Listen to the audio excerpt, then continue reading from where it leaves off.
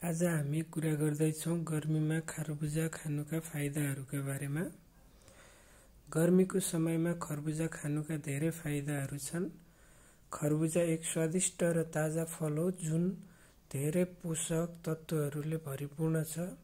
यसमा पानी, भिटामिन, खनिज, एन्टिअक्सिडेन्टहरू र फाइबर प्रशस्त मात्रामा हुन्छ। खरबुजाको सेवनले गर्मीको समयमा शरीरलाई हाइड्रेट राख्न, ऊर्जा बढाउन र विभिन्न स्वास्थ्य समस्याहरूबाट बच्न मद्दत गर्छ।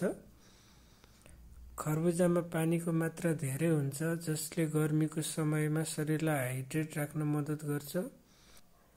यसले पसिनाको माध्यमबाट हराएको पानीको मात्रा पुनःपूर्ति गर्न र शरीरको तापक्रमलाई नियन्त्रण गर्न मद्दत गर्छ।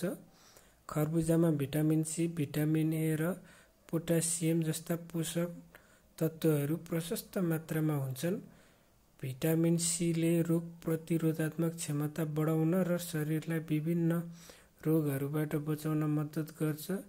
भिटामिन एले आँखाको स्वास्थ्य सुधार गर्न र रातो रङ देख्ने क्षमता बढाउन मद्दत गर्छ।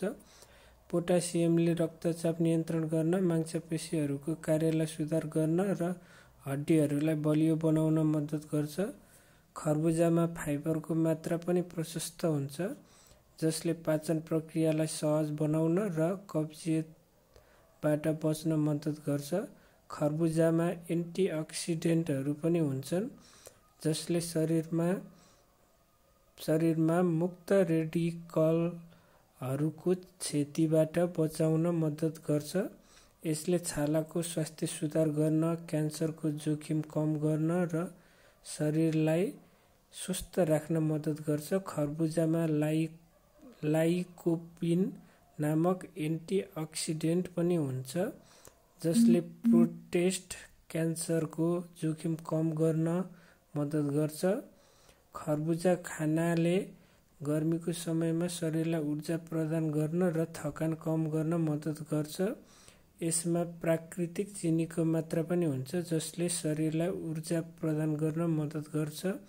खरबुजा खानाले मनोबल बढाउन र तनाव कम गर्न पनि मद्दत गर्छ।